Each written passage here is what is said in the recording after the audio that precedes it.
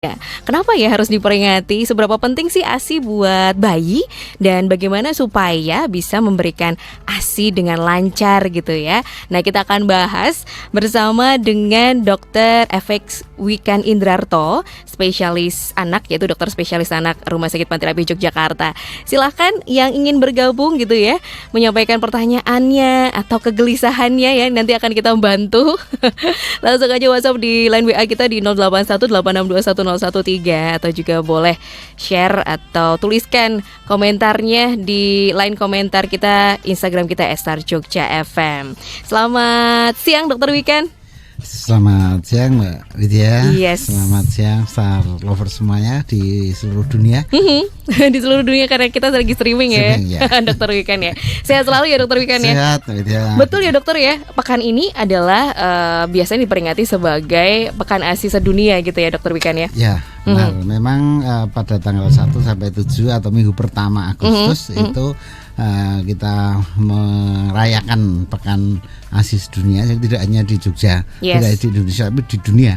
Ya, kita berusaha untuk mengingatkan kembali akan arti pentingnya ASI dan menyusui, baik bagi bayi baru lahir sampai juga kepada ibu yang menyusui dan keluarganya. Oke, jadi tidak hanya terbatas kepada ibunya saja ya. Ini harus menjadi catatan ya Dokter Wikan ya.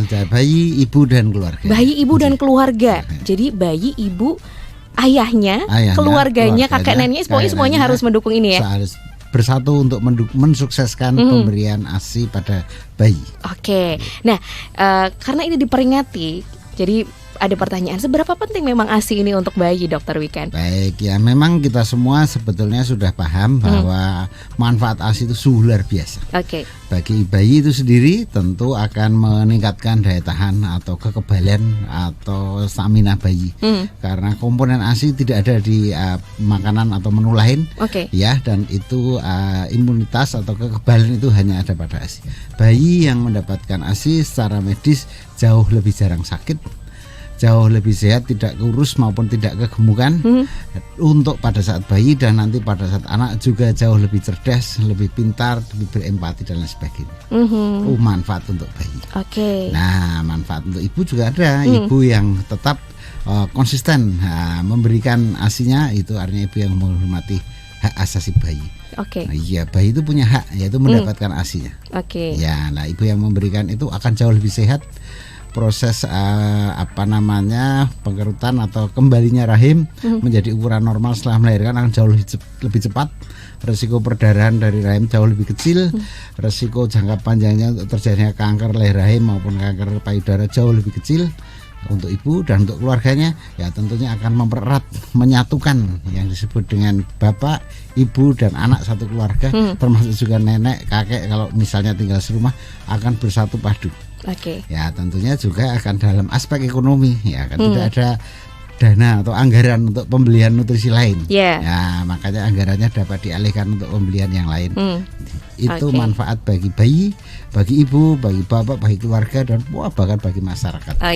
Ini catatan ya. Jadi untuk keluarga yang ada di rumah atau mungkin juga calon orang tua gitu ya. Kan nggak hanya terbatas pada yang sudah berkeluarga. Betul, ya dokter ya. Karena ini informasi yang penting supaya nanti siap ketika menjadi ibu. Betul, gitu ya Dokter Wikan ya. Jadi kandungannya yang ada di ASI, kemudian untuk ibunya juga, bahkan untuk keluarga juga ya, secara finansial itu lebih hemat ya dokter ya. Lebih hemat, kemudian bonding ya dokter ya. Ada bonding antara ikatan antara ibu dan bayi itu sangat lekat, tidak ada yang bisa menggantikan hubungan tersebut. Kalau disarankan biasanya kan itu ASI eksklusif ya dokter ya, selama 6 bulan. Kenapa harus 6 bulan dokter? Ya, jadi apa yang ada pada ASI, nutrisinya, kalorinya, cairannya itu masih dapat mendukung perkembangan dan pertumbuhan bayi sejak dari lahir sampai usia 6 bulan. Nah, kalau setelah 6 bulan memang kebutuhan kalori dan nutrisi bayi sudah tidak cukup kalau hanya ASI saja, sehingga harus ditambah yang disebut dengan MP ASI atau makanan pendamping ASI. Tapi ASI tetap dilanjutkan, diberikan sampai nanti usia 2 tahun, dan pada saat anak berusia 2 tahun mendapat hadiah disape. Hadiahnya disamping gitu ya, betul, dokter ya. iya. Oke. Pemberian ASI eksklusif disarankan 6 bulan ya. Ya, sampai 6 bulan Sampai 6 bulan pertama. Oke. Tetapi pada kenyataannya mungkin banyak juga ibu-ibu yang berjibaku, dokter. Ternyata memberikan ASI itu tidak segampang itu gitu Iya, ya. iya, iya. Mungkin dari awal ketika melahirkan pun tidak lancar ASInya Iya, keluar, iya. dokter. Nah, Iya, itu iya. kita kira-kira gimana dan Betul. bagaimana caranya Iya. itu? Ya, memang sebetulnya yang disebut dengan menyusui atau menetai itu adalah hal yang alami. Setiap mamalia yang melahirkan, nah, tidak hanya manusia ya, mamalia yang lain, ternak dan lain sebagainya itu juga mamalia, melahirkan langsung menyusui anaknya. Ya. Nggih. Namun demikian manusia itu sedikit beda dengan mamalia yang lain. Kalau piaraan kita itu langsung melahirkan langsung netai itu kok enggak ada masalah. Iya, lancar-lancar aja ya. Lancar-lancar saja karena ya nggak tahu, saya bukan dokter hewan jadi nggak tahu mengapa hewan pada lancar ya. Tapi pada manusia, ibu yang melahirkan dan seperti Mbak Widya tadi sampaikan lancar menyusui itu ya pada umumnya rata-rata hanya sekitar 30%. 30%. Ya, yang 70% itu banyak mengalami kendala. Nggih, padahal manusia itu makhluk paling cerdas ya, tapi malah punya banyak kendala dalam menyusui. Itu kenapa, Dok? Ya, pada umumnya karena menyusui tidak disiapkan. Nggih, ya seperti pertandingan sepak bola, kita menang itu tidak dalam 2 kali 45 menit kok, tapi apakah latihannya rutin, apakah disiplin dan lain sebagainya. Begitu juga menyusui itu harus dipersiapkan.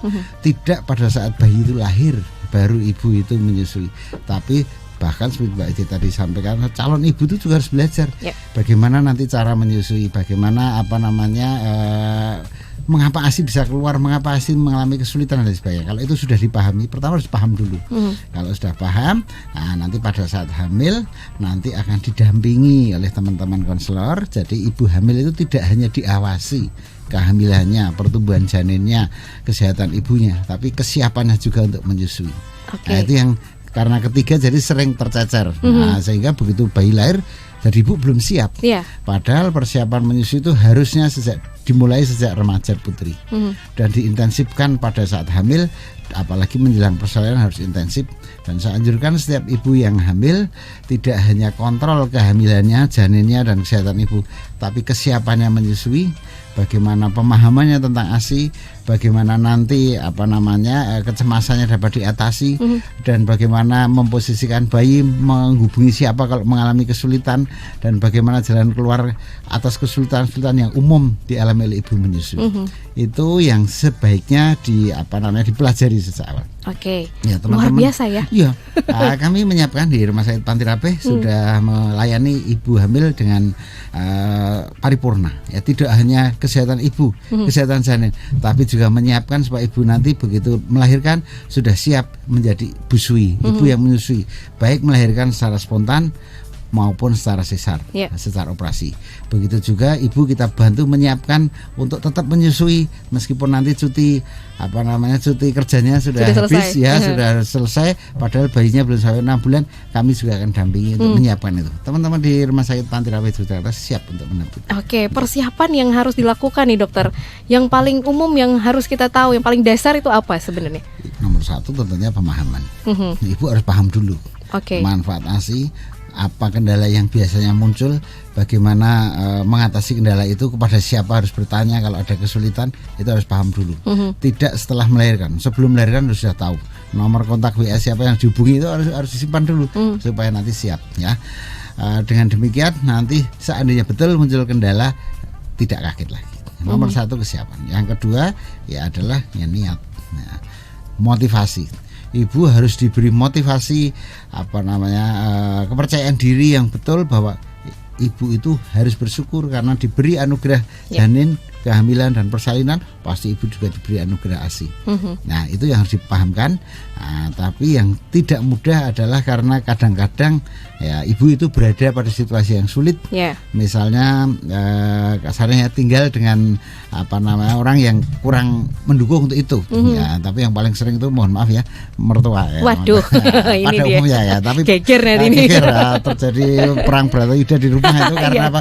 Ya mertuanya atau ya orang lain tuh pada umumnya senang kalau malam itu ya tenang, sepi. Kalau sekarang begitu bayi lahir malam tuh ribut, bayi nangis terus.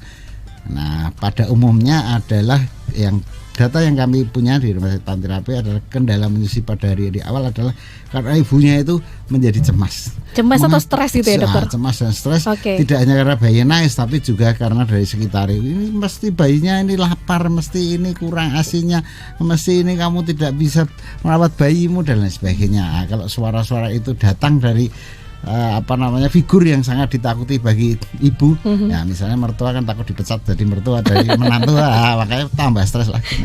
Oke. Itu contoh-contoh nyata dalam layanan kami di rumah sakit. Jadi memang support dari keluarga itu sangat penting Sangat ya dokter, penting, ya. sangat penting untuk bisa akhirnya seorang ibu itu lancar memberikan asinya. Betul, ya. Gitu. Oke. Jadi dari ada data juga gitu bahwa kecemasan ternyata menjadi nomor satu ya dokter ya. Stres. Gitu ya. Kecemasan itu menjadi penyebab terbanyak mengapa ASI menjadi tidak lancar.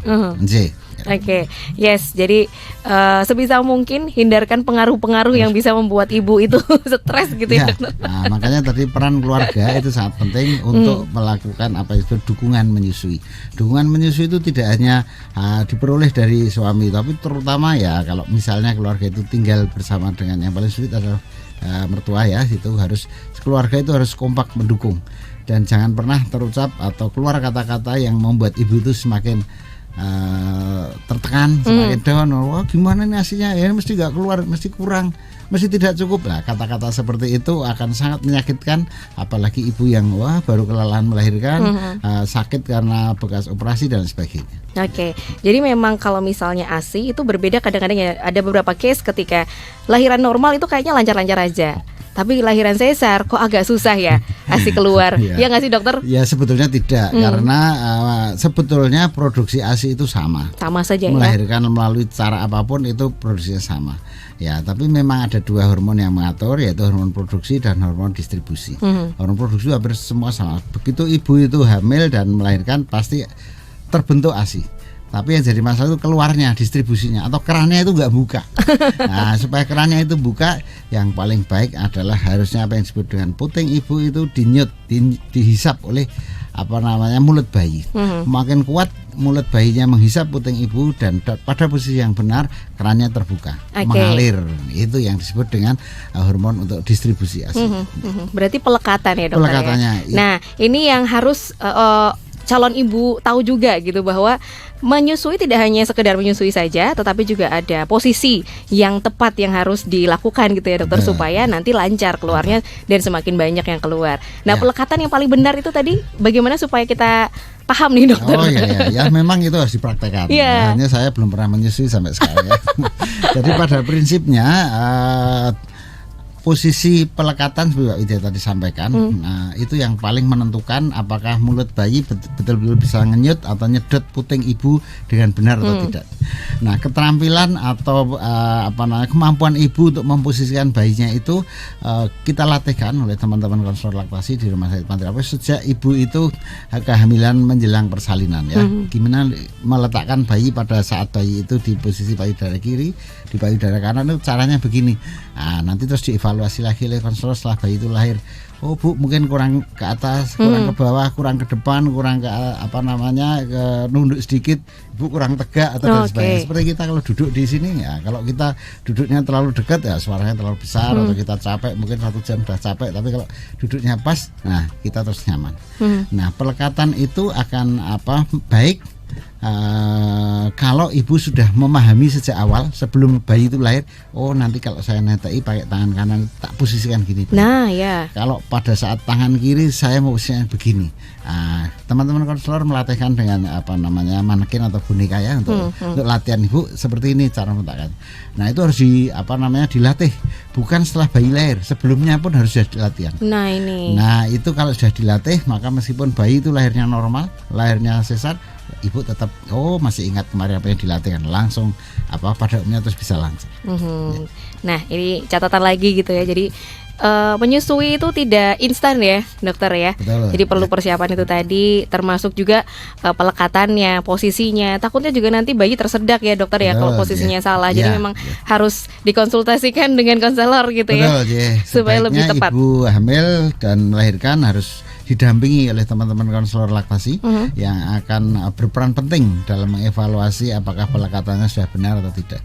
Sebenarnya tidak hanya pelekatan saja konselor laktasi itu berfungsi atau berperan, tapi seperti topik kita tahun ini pada Pekan ASI sedunia tahun ini itu sebetulnya temanya fokusnya pada ibu bekerja. Nah, ini bagaimana memberikan ASI pada ibu bekerja. Nah, teman-teman konselor laktasi itu juga berperan besar dapat mendampingi ibu supaya tetap bisa bekerja karena wanita sekarang harus bekerja di luar rumah, tapi juga tetap memberikan ASI secara eksklusif. Oke, ini nanti akhirnya muncul banyak pertanyaan juga dokter, kalau misalnya ibu bekerja itu kan harus bisa pintar mengatur waktu gitu ya dokter ya di jam istirahatnya, supaya ya istirahat, ya makan siang tapi juga pumping ya. Kalau sekarang istilahnya pumping gitu ya dokter ya.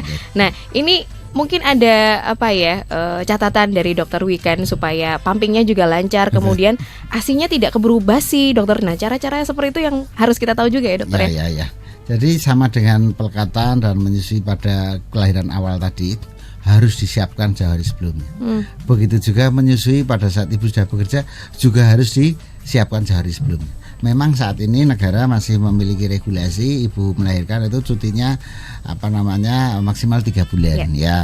Kita masih mengadvokasi semoga cutinya bisa tambah lama, bisa sampai 6 bulan sehingga bisa ASI eksklusif. Itu advokasi kita yang pertama. Yang kedua advokasinya adalah tidak hanya cuti ibu hamil dan melahirkan, tapi juga cuti suami. Iya, supaya suami dapat mendampingi ibunya, mendampingi istrinya menyusui bayi. Itu advokasi kita yang sampai sekarang belum terlalu berhasil, tapi semoga tidak lama lagi berhasil. Amin. Intinya apa? Intinya supaya ibu itu menyiapkan diri. Karena kan masuk kerjanya bukan besok pagi, tapi sudah jelas tanggal sekian bulan sekian harus masuk. Baik, kalau gitu itu mundur. Sebelumnya harus latihan. Pura-pura sudah bekerja. Dengan cara demikian nanti betul pada saat harus sudah bekerja, ibu sudah bisa meninggalkan bayinya sudah jelas diasuh oleh siapa, ASINya, pemberiannya bagaimana, itu sudah jelas, bisa dilatihkan. Nah, pada umumnya kita menganjurkan paling tidak 3 minggu sebelum hari kerja dimulai. Prinsipnya nomor 1 adalah yakin dulu. Ibu harus yakin, saya tetap mampu memberikan ASI saya meskipun saya sudah harus masuk kerja. Yang kedua, paham bahwa pada saat bekerja memang harus ada pengaturan khusus. Tapi yang pengaturan khusus tidak hanya ibunya, tapi juga harus jelas bayi itu nanti dititipkan siapa pada saat ibu itu sudah bekerja. Kalau dititipkan eyangnya ya syukur, kalau dititipkan tantenya ya ada, tidak apa-apa. Tapi juga harus ada yang mengantar ASI. Misalnya ibu pumpingnya di kantor, bagaimana mengantar ASI, bagaimana merawat ASINya di freezer dan lain sebagainya, itu harus disiapkan dari sekarang, ya, jangan mendadak. Kemudian yang berikut persiapannya nanti boleh disimulasi. Misalnya ibu besok bekerja itu meninggalkan rumah misalnya jam berapa? 6:30 harus pergi. Kebetulan kantornya cukup dekat, jam 12 misalnya bisa pulang. Atau kalau tidak ya sampai jam 4. Nanti kira-kira 6:30 pura-pura ibu pergi sehingga bayi itu diserahkan kepada pengasuhnya. Pada saat simulasi itu bagaimana melihat respon bayi pada saat ibu pura-pura pergi, dikira pergi betulan ke tempat kerja padahal di kamar sebelah misalnya, kan begitu. Bayinya diberikan ASI perahnya. Bagaimana cara pengasuhnya memberikan? ASI yang dari freezer dihangatkan dulu, setelah itu diberikan tidak dengan dot, tapi dengan feeder atau dengan sendok, supaya bayi tidak mengalami bingung puting sehingga waktu ibunya datang nanti tetap bisa menetai. Nah, cara-cara seperti itu dilatihkan, disimulasikan sehingga pas betul ibunya bekerja, semoga pemberian ASI eksklusif tetap berjalan sampai bayi umur 6 bulan. Begitu, Mbak Widya. Menarik, ada catatan lagi nih berarti ya. Harus prepare bahkan jauh-jauh hari sebelum akhirnya masuk kerja kembali gitu ya. Betul, dan ini kerjasama dengan keluarga dan juga mungkin pengasuhnya ya. Kalau misalnya tinggal dengan pengasuh gitu ya dokternya, supaya tahu juga. Bahkan sampai menghitung waktunya jarak waktunya dari lokasi kerjanya sampai rumah kira-kira berapa menit, berapa jam bisa kembali dan sebagainya. Kalau bayinya setelah keburu lapar, kira-kira ibunya bagaimana dan sebagainya. Itu harus dengan kalkulasi yang sebaik mungkin. Kalau ASI dari hasil pumping itu dokter sebenarnya tahan berapa lama sih? Kalau misalnya tidak dalam kondisi dingin atau suhu yang dingin atau dimasukkan di freezer itu berapa lama sih? Jadi tempat atau suhu ruangan untuk menyimpan ASI itu ada 3. Yang pertama suhu kamar biasa, yang kedua di lemari es atau kulkas di di tempat biasa, yang ketiga di freezer yang paling lama. Nah, kalau di suhu kamar ya itu sebetulnya hanya sebentar, paling 2 jam 3 jam itu sudah harus habis. Oke. Jadi kalau di lemari es itu bisa tahan mungkin bisa sampai 24 jam lebih.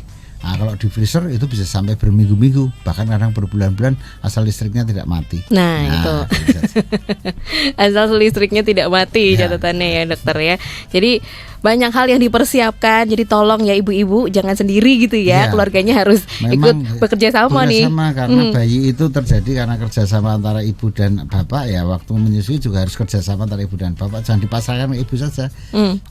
Oke. Dan banyak pertanyaan juga terkait dengan itu tadi bingung puting, dan ini pasti juga jadi banyak permasalahan juga ya dokter ya. Karena pemberian apalagi kalau misalnya tidak diasuh dengan neneknya gitu kan. Betul, kalau pengasuh itu pasti lebih mudah pakai dot gitu ya. Kenapa dokter nggak boleh memberikan pakai dot? Kan gampang dok.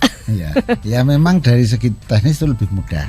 Tapi dari segi bayi itu menjadi tidak ada usahanya. Karena pemberian ASI dengan dot atau pemberian cairan dengan dot itu mengandalkan gravitasi. Begitu dot dijunggingkan gini, pasti cairan itu akan mengalir ke tempat yang lebih rendah. Nah, kalau bayi diletakkan lebih rendah dari dotnya, pasti akan mengalir. Bayi tanpa usaha saja sudah akan dapat menelan dan kenyang. Nah, bayi yang seperti itu nanti terbawa sampai dewasa. Dia tidak mau bersusah-susah. Pasti bayi yang dari cangeng susu minta bantuan, susu minta tolong, karena tidak ada usahanya sama sekali. Jadi sebaliknya kalau puting, ya itu kan memang ada klepnya, sehingga harus ngenyut, bayi harus ngenyut. Kalau bayi hanya ibu nungging pun mesin gravitasi tidak akan mengalir karena ada klepnya, sehingga ASI dari puting ibu itu hanya keluar pada saat bayi itu ngenyut. Pada saat ngenyut itulah klepnya terbuka sehingga ASInya keluar dan bayi akan menjadi kenyang. Nah, bayi yang selalu ditetai pasti juga akan terbawa sampai dewasa. Dia tidak akan mudah menyerah. Untuk mendapatkan kenyang dia harus berusaha. Untuk mendapatkan kenyamanan dia harus bekerja. Nah, misalnya begitu, dia tidak akan menyerah.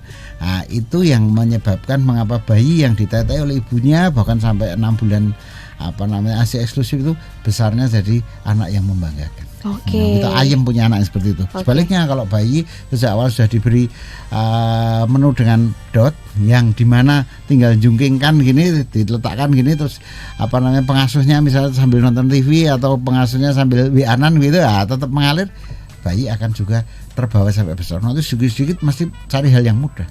Sulit sedikit nggak mau, sulit sedikit mengelak, pasti akan mengeluh. Nah, bayi itu besarnya akan menjadi anak yang menjadikan permasalahan baru dari orang tua jadi tidak nyaman. Luar biasa ya ini ya. Betul, pesannya ya. Jadi bahkan dari kecil pun ada karakter akan terbiasa susah untuk mendapatkan sesuatu yang menyenangkan, itu akan terbawa. Jadi bayi cepat mandiri. Ya, kendel nanti kalau pada saat saya sering memeriksa pasien yang sudah umur 1, 2, 3 tahun tuh, waduh yang kendel, ayo naik sini tak periksa, nggak rewel apa, baru ditimbang aja baru sampai parkiran sudah nangis. Karena memang dia memiliki jiwa yang lebih toleran, lebih berani dan lebih taktis. Sebaliknya yang satu lebih penakut dan sebagainya. Itu dipengaruhi oleh kehidupan awal pada saat bayi tersebut, awal-awal kehidupan. Oke, kalau ingin menjadikan anak kita berkarakter baik, bagus gitu ya, memang harus terbiasa dari bayi. Dengan pemberian ASI, dengan aktivitas menyusui ya dokter. Betul, ya. Oke, keren nih, baru hampir setengah jam aja udah banyak banget message-nya, pesan yang disampaikan ya Star Lovers ya. Monggo silakan yang ingin bergabung bersama dengan kami, bersama dengan Dr. Wikan untuk menyampaikan pertanyaannya, bisa langsung WhatsApp aja di 0818621013 atau juga tuliskan di kolom komentar Instagram kita @sarjogja_fm. Kita akan segera kembali. Star Lovers, Anda masih bersama kami di Health Talk bersama Rumah Sakit Panti Yogyakarta ya. Dan tema kita di kesempatan siang hari ini adalah Pekan ASI Sedunia. Wow, ini sudah banyak banget pertanyaan-pertanyaan yang muncul ya Dokter Wikan ya. Dan masih bersama dengan Dokter Wikan, spesialis anak gitu ya, dokter spesialis anak Rumah Sakit Panti Yogyakarta. Karena kalau ngomongin tentang ASI, ternyata nggak cuma ibunya aja, bahkan ini tadi banyak juga Orang tuanya langsung ya, yang iya. gemes sama ibunya sendiri, sama anaknya sendiri. Dokter, kalau kita cicil pertanyaannya nggak apa-apa Oh ya? iya, silakan, Mbak. Oke, terima kasih untuk Mas Rudi yang ada di Tangerang nih dokter. Wih, jauh banget ya. Iya, ini Iya. streaming ya. Jadi untuk ibu karir nih, karena istrinya bekerja ya. Setelah selesai cuti melahirkan, biasanya kan di tempat kerja itu memompa ASI, kemudian disimpan di freezer. Nah, yang ingin ditanyakan adalah bagaimana perlakuan yang benar nih untuk mengkonsumsi ASI yang disimpan di freezer sebelum disajikan ke bayinya. Oh iya, baik. Wah, terima kasih Bapak Asi ini dari Tangerang sudah Mhm. ikut membantu istrinya memberikan ASI-nya ya. Baik, kalau ada cadangan cukup banyak ASI perah di freezer, ada baiknya gunakan ASI yang awal dimasukkan, baru digunakan Ya. ya, karena mungkin ada banyak slot-slotnya. Ya, yang pertama masuk dikeluarkan dulu. Letakkan di udara kamar dulu beberapa saat. Setelah itu nanti dimasukkan ke pemanas ya. Ada air yang hangat, nanti makin lama makin cair. Nah, setelah cair baru itu boleh diberikan kepada bayinya. Jadi harus beku. Kalau diambil dari freezer sudah tidak beku ya memang mungkin keawetannya sudah berkurang. Gunakan ASI yang pertama kali disimpan untuk diberikan yang duluan, yang disimpan terakhir itu belakangan, digeser-geser terus begitu. Oke, karena biasanya juga kalau ibu pumping itu dikasih tanggal ya dok, Tanggal, ya, supaya tanggal tahu dan jam. kadarnya atau kadaluarsanya itu kapan Ya, gitu ya, kapan. kira-kira seperti itu. Jadi nggak Betul. boleh langsung dihangatkan ya, apalagi kalau Iya. kalau beku gitu ya. Iya, itu disesuaikan. juga mempengaruhi ini ya kandungannya ya dok. Betul, jadi kadang jadi tidak stabil, terutama kemudian proteinnya. Jadi, maka setiap bayi sebaiknya juga dilatih jam berapa itu harus diberikan ASI-nya, itu jangan begitu tanpa jam ya. Oh, gitu. Sekian jam sekali. Oke. Ya, karena sejak awal bayi juga harus dididik tentang disiplin waktu. Ya, dengan demikian kita juga bisa mengenali ini lapar benar apa lapar semu ya. Jangan bayi itu tidak setiap menangis pasti lapar. Ya. Nah, pokoknya ada masalah dia pasti nangis, bisanya baru nangis kan, belum bisa chat apalagi belum bisa bicara ya. Pokoknya kalau dia nangis, orang tua harus pastikan ini kalau lapar benar memang ASI harus diberikan. Tapi kalau lapar semu ya mungkin cuma bosan, mungkin gatal, mungkin gerah, mungkin basah dan sebagainya, tidak harus langsung diberikan ASI, dicari penyebabnya dulu. Oh, oke. Nah, dengan demikian kalau tahu sekian menit lagi harus diberikan ASI-nya, maka dikeluarkan dulu dari freezer, letakkan di udara kamar ya, kemudian baru nanti dihangatkan pelan-pelan. Tidak usah menggunakan air yang terlalu panas. Nah, ada sekarang pemanas yang menggunakan listrik tuh panasnya pelan-pelan, nanti akhirnya tidak sampai mendidih, kira-kira cukup 50 derajat sudah bisa mencairkan dari yang beku tadi. Ya. Oke, ini menarik juga. Jadi sejak bayi sudah ada disiplin untuk waktu gitu ya. Ya. Apalagi sinyal lapar ini juga orang tua harus tahu nih ya. Sinyal lapar ataukah ini karena nangis karena sesuatu yang lain gitu ya dokter. Nah, sebaiknya pemberian ASI setiap berapa jam sekali dok? Ya, untuk itu memberikan tergantung disiplin usia ya. Pada bayi baru lahir itu bahkan memang hampir setiap saat ngekjel istilahnya, begitu bayi ngek langsung dijejeli, ya itu. Biar gak nangis. Biar gak nangis. Itu kira-kira sebetulnya hanya 3-7 hari pertama.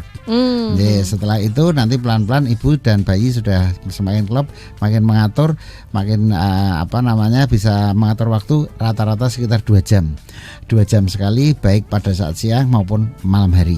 Makin kecil bayi, waktu berat badan lahirnya makin kecil, makin harus disiplin waktu. Jangan sampai dia mengalami kekurangan nutrisi dan cairan yang tidak diketahui, karena bayi kecil itu mungkin kurang mampu mengekspresikan laparnya, jadi tetap diam saja, tetap tidur saja, dan kita bisa kehilangan waktu untuk itu ya.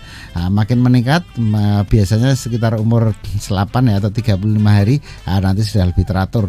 Ada yang bisa sampai 2,5 jam baru lapar lagi, bahkan ada yang 3 jam, tergantung keterampilan bayi waktu menetek. Makin terampil meneteknya, laparnya bisa menjadi lebih jarang atau kenyangnya lebih lama.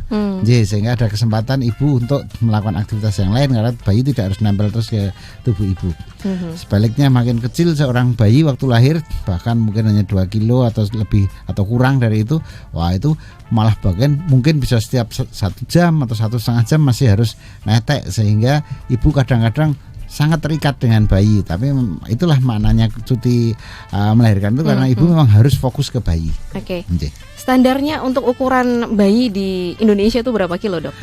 Sebetulnya bukan di Indonesia, di seluruh dunia 2,5 ya, 2.500 ya sampai 3.500. Kalau bayi baru lahir itu berat lahirnya sekitar 3.000 itu paling ideal. 3 kilo itu paling ideal. 3 kilo paling ideal ya. Dan pemberian ASI ini sendiri atau misalnya kalau misalnya sudah bisa di ini ya, di apa ya? Berapa mili gitu biasanya ada kantong ASINya ya, Dok ya. Betul, nah, jumlahnya itu berapa, Dok? Kan semakin besar semakin harus bertambah ya, dokter ya. Tapi prinsipnya kekenyangan seorang bayi itu tidak sama, itu sangat individual. Iya, sama seperti kita. Bapaknya kalau nggak makan segi peturuk itu belum kenyang. Ibu mungkin cuma setengahnya sudah kenyang. Yang salah siapa? Nggak ada yang salah karena tingkat kekenyangan orang itu tidak sama. Begitu juga bayi. Maka untuk bayi yang sehat itu adalah bayi yang ada di rumah ya, tidak perlu diukur. Pokoknya bayi butuh berikan, bayi udah kenyang berhenti. Tapi untuk bayi sakit, nah bayi yang misalnya di rumah sakit, menurut ya memang kita harus ukur. Oh, ini jatahnya sekali minum harus 5 cc misalnya. Oh, sekarang harus 10 cc, itu harus betul-betul 10. Nggak boleh 9 atau nggak boleh lebih karena memang dia sakit. Tapi untuk bayi yang sehat ya tidak perlu diukur, sama seperti kita yang sehat ya pengen makan ya kalau udah kenyang ya berhenti. Kalau belum kenyang ya makan lanjut. Sebaliknya kalau seseorang dewasa yang mengalami apa yang disebut dengan diabetes mellitus atau kencing manis, itu diukur. Makan harus sekian, kalau enggak naik gulanya naik. Nah, maka yang diukur volume menunya makanannya adalah yang sakit. Bayi yang sakit harus diukur. Bayi yang sehat di rumah sesuai selera bayi. Masing-masing bayi tidak sama dan tidak harus dibandingkan. Itu tetangga saya bayinya banyak sekali, kok saya cuma sedikit. Ya kok usah dibanding-bandingkan, ada lagunya. Ojo dibanding ya, Dok ya. Nah, ini buat ibu-ibu yang lagi dengerin ya ini atau kakek neneknya sudah, karena bayi itu tiap bayi punya karakter berbeda-beda gitu ya. Jadi punya pertumbuhan yang berbeda-beda ya, dokter ya. Asalkan masih dalam rentang normal ya nggak apa-apa gitu. Jadi jangan disamakan dengan yang lain gitu ya, Dok ya. Keren, Dok. Ini jadi semangat buat ibu-ibu juga yang mungkin dibanding-bandingin, Dok. Anaknya, anakku kok kurus gitu ya. Kadang jadi stres juga ibunya ya. Oke, selanjutnya terima kasih untuk Ibu Murtinah di Kadisoka gitu ya. Dokter Wikan, saya punya cucu yang sejak lahir itu susah menyusui. Bahkan minum nutrisi lain pun ini juga susah. Apakah ini dipengaruhi oleh ibunya sewaktu hamil itu memang susah makan, Dok? Nah ini. Ya. Jadi ibunya itu anaknya ibu yang tanya ini. Iya, jadi ini cucunya. Baik. Gimana, dokter? Terima kasih yang Putri di Kadisoko sudah menanyakan itu. Ya, memang karakter anak itu menurun dari satu generasi ke generasi berikut. Ya, ibu yang susah makan ya anaknya juga mencontoh. Ya, ibu yang pemalu ya anaknya juga pemalu. Nah, bapaknya pemarah ya anaknya jadi pemarah. Maka sebetulnya kita mengingatkan kepada ibu yang akan hamil atau bahkan sudah hamil, lakukan semua yang terbaik. Hal yang baik lakukanlah pada saat hamil, meskipun sebetulnya mungkin ibu itu tidak suka. Karena apa? Karena waktu ibu melakukan hal baik itu, bayi dalam kandungannya juga ikut merasakan. Begitu juga makan. Pada saat hamil ibu itu makan sayur, bayi dalam kandungan itu juga sebetulnya sensasinya sampai ke sana. Sehingga waktu dia lahir kelak juga akan tidak sulit untuk makan sayur. Begitu juga aktivitas lain. Ibu jangan males. Kalau ibu bangunnya terlalu siang, nanti anaknya lahirnya juga setelah itu juga males banget pasti. Generasi mager akan tercermin di situ nanti ya. Oleh sebab itu setiap ibu yang persiapan kehamilan atau hamil, lakukan segala sesuatu yang baik meskipun dalam hati tidak suka, tapi lakukan saja. Karena apa? Karena itu akan berpengaruh pada bayi janin dalam kandungan dan nanti setelah lahir. Begitu juga setelah lahir, nanti ibu juga memberi contoh kepada bayinya dengan hal-hal yang positif. Jangan menunjukkan putus asa, jangan menunjukkan pesimisme, jangan menunjukkan kegalauan di depan bayinya. Tunjukkan sesuatu yang positif. Bayi akan mencontoh nanti. Tapi kalau ibu khawatir, ibu cemas, ibu stres, bayinya lihat wah dia akan ikut stres. Pasti seperti itu ya, ikatannya luar biasa. Luar biasa, walaupun bayi itu belum bisa bicara, belum bisa mengemukakan, tapi dia bisa merasakan. Oh, ibuku kayak stres iki tanggal tua misalnya. Apa itu dia akan mencontoh juga. Tunjukkan sikap yang optimis, percaya diri, yakin, mampu dan sukses. Itu akan terbawa tercermin di bayi, termasuk juga seperti yang ditanyakan oleh yang di Kadisoko, makan. makanlah yang menurut ibu baik, meskipun nggak suka pokoknya dikunyah harus telan gitu aja. Ya telan gitu aja. Dan itu makan bersama dengan anaknya gitu ya dokter ya, supaya makan bersama akan contoh. membuat menjadi lebih nyaman. Yang lebih enak lagi kalau makan tepat waktu. Jadi kita memang sudah lapar betul, tapi kalau belum jam ya memang dipaksa karena tidak masuk ya.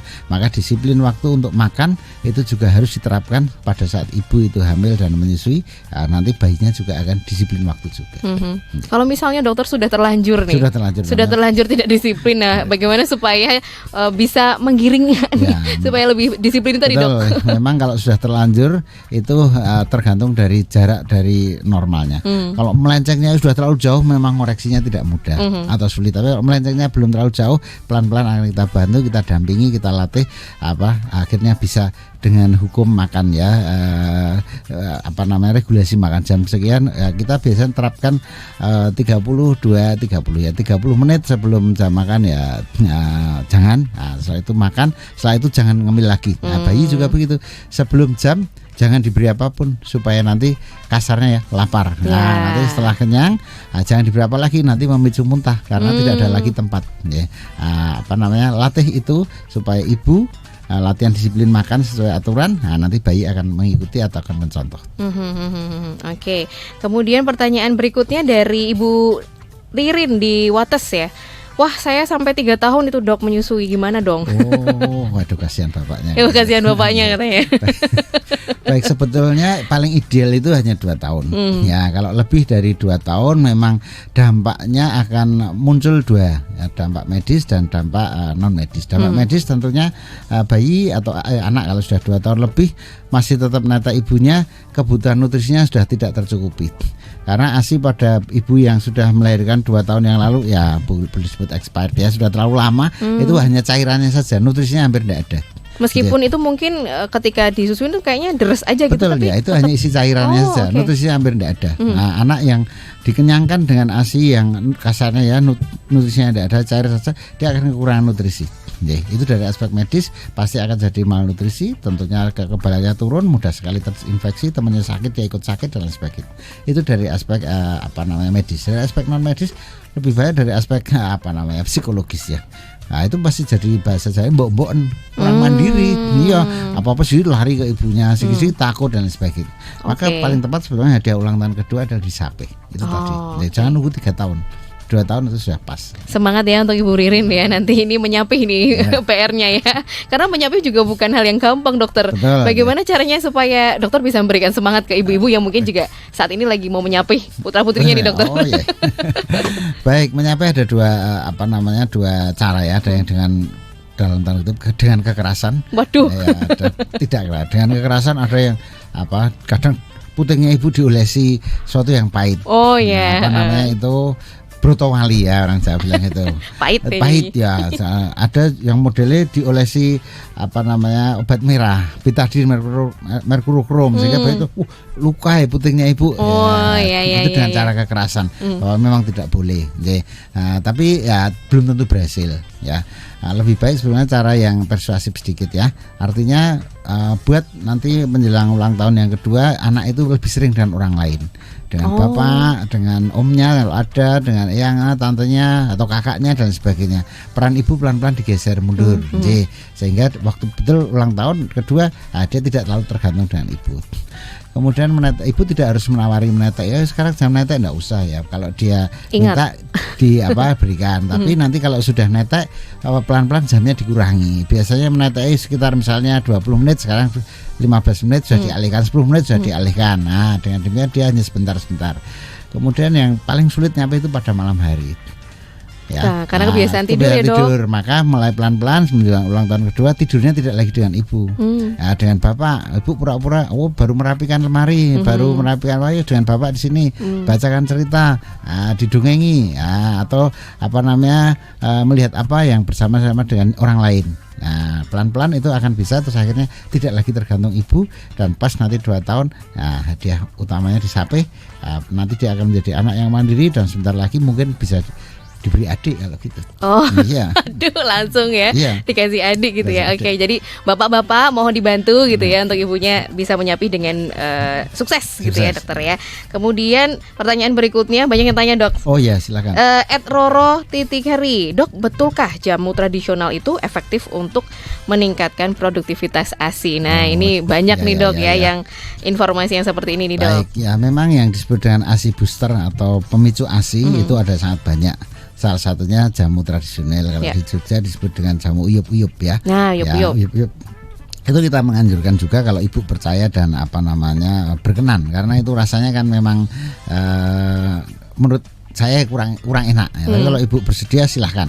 Tapi saya anjurkan itu hanya pada hari minggu-minggu awal lah, maksimal bulan kedua bayi. Setelah itu tidak usah pakai itu, karena beberapa pengalaman makin lama ibu menggunakan jamu uyup itu ASI-nya semakin deras.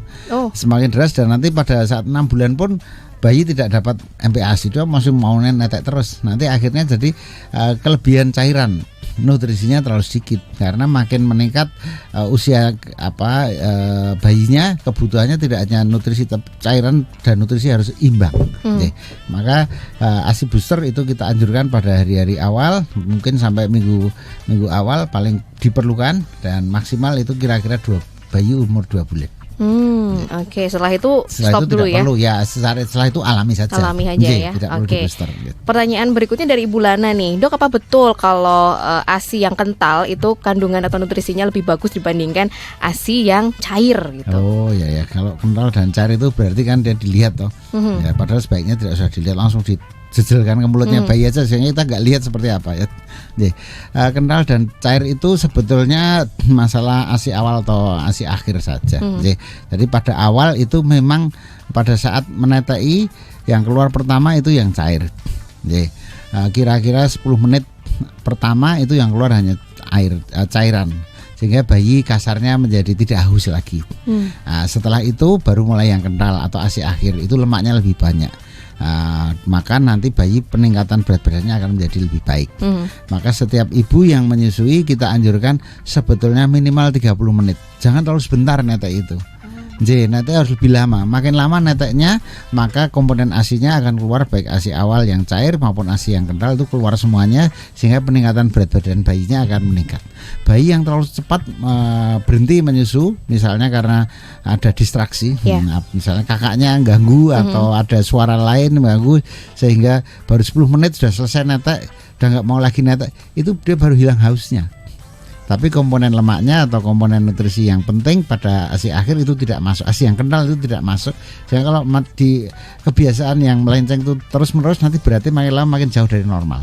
Itu ya kuncinya ya. Kental dan cair pada ASI itu ya sama baiknya, sama-sama diperlukan. Yang cair itu diperlukan untuk mengatasi haus bayi, sedangkan yang kental untuk mengatasi lapar bayi. Oke. Baik. Keren ya, ini ada yang kental dan yang cair gitu ya. Karena biasanya kelihatan kalau dipompa ya dokter ya. Kalau nggak dipompa ya nggak kelihatan, nggak tahu ya, kita tahu cuma bayinya ya. Oke, kalau untuk ibu-ibu bekerja dokter, dan ini kan pasti jadi punya effort yang luar biasa ya untuk ibu bekerja ya, apalagi bayinya mungkin punya target untuk penaikan berat badan dokter. Kalau misalnya ada bayi yang setelah ibu bekerja ini malah terjadi penurunan berat badan ini dokter, nah apa yang salah? Apakah mungkin kurang banyak ASI yang diberikan atau bagaimana dok? Ya, memang meskipun ibu nanti sudah mulai bekerja, bayi tetap harus dikontrolkan rutin di Rumah Sakit Panti Rapih setelah menyiapkan yang disebut dengan klinik tumbuh kembang. Ya, setiap bulan kita anjurkan bayi dibawa ke sana, ditimbang, dievaluasi pertumbuhan dan perkembangannya. Dan kalau pada kasus di mana ibu sudah bekerja dan perkembangan bayi akan menjadi terlihat terganggu, nanti teman-teman di sana akan mengecek di mana gangguan itu muncul, karena apakah betul ASI-nya seperti yang tadi ditanya Mbak Widya, tapi itu belum tentu. Ya, dan kasusnya tidak banyak. Yang banyak itu justru karena memang bonding antara ibu dan bayi semakin berkurang. Ya, karena ketemunya kan waktu ibu belum berangkat dan setelah ibu pulang ya, terlalu sebentar. Nah, itu kasus yang cukup banyak seperti itu ya. Begitu juga penyebab lain seperti biasanya karena juga mulai sakit ya. Karena apa? Karena setelah ibu tidak lagi di rumah, bayi itu diserahkan kepada siapa? Pengasuh misalnya. Ya, pengasuhnya mungkin belum tentu di kamar ya. Dia mungkin keluar ketemu tetangganya, ketemu yang lain. Proses infeksi atau penularan penyakit dari sekitarnya akan mulai muncul. Ya, penyebab mengapa berat badan bayi menjadi tidak naik setelah ibu bekerja cukup banyak. Ya, silakan datang ke klinik tumbuh kembang di Rumah Sakit Pantirapi, akan kita bantu mencari penyebabnya dan mengatasinya. Kalau memang penyebabnya seperti yang Mbak Widya sampaikan, hasilnya semakin kurang, oh ya baik, nanti kita cek ulang apakah ibu memerlukan booster ASI, apakah bayi memerlukan tambahan hal lain, nanti akan kita bantu untuk itu. Oke, jadi tenang ya ibu-ibu yang masih bisa bekerja tapi juga masih bisa memberikan kandungan atau nutrisi yang terbaik untuk putra-putrinya ya, dokter ya. Nggak kerasa kan dokter ya, ini udah hampir jam 2 dok. Oh iya. Sampaikan pesan untuk Star Lovers ya. Nggak cuma untuk ibu-ibu aja, tapi untuk keluarga ya, semuanya yang harus tahu bahwa ASI itu sangat penting untuk bayi dan perlu dukungan ya dokter ya. Monggo dokter. Baik. Di kamera ya dokter ya. Oh iya. Wah, kameranya banyak ya. Kamera yang mana ini? Oh iya, yang ini dok. Baik, Star Lovers, terima kasih selama ini telah menjadi pendukung pemberian ASI eksklusif untuk kesehatan bayi. Kita semua dapat berperan dalam keberhasilan pemberian ASI eksklusif. Tidak hanya ibu saja, suami menjadi bapak ASI, kakek, nenek maupun keluarga besar harus mendukung pemberian ASI eksklusif, karena ASI itu adalah hak bayi baru lahir sampai umur 6 bulan, dan pemberian ASI eksklusif akan menjamin bayi menjadi lebih sehat, tidak mudah sakit, tidak mengalami malnutrisi, tidak kegemukan, juga tidak terlalu kurus, dan membuat bayi menjadi lebih berani, tidak lagi cengeng, tidak lagi mudah putus asa. Karena apa? Pemberian ASI dengan cara menyusui akan membuat bonding atau ikatan ibu dan bayi sangat lekat, sangat kuat, dan karakter ibu akan menurun kepada bayi tersebut. Oke. Begitu Star Lovers. Siap ya. Ini sudah lengkap, padat gitu ya Dokter Wikan ya. Terima kasih Dokter Wikan. Terima kasih sudah menyempatkan waktu karena saya tahu banget Dokter Wikan ini pasiennya banyak banget ya. Iya, antri gitu. Sudah pada tidur semua jam segini ya. Oke. Terima kasih ya dokter ya. Sukses selalu. Salam buat teman-teman di Pantirapi ya. Demikian tadi Star Lovers, perbincangan kita di Health Talk bersama Rumah Sakit Pantirapi Yogyakarta. Jangan lupa ya untuk terus selalu mendukung ibu-ibu dan juga calon ibu gitu ya, untuk mempersiapkan dan juga memiliki pemahaman tentang menyusui supaya bisa memberikan yang terbaik untuk anak tercinta dan tentu saja generasi bangsa. Saya Widya Pradipta pamit undur diri, sampai jumpa.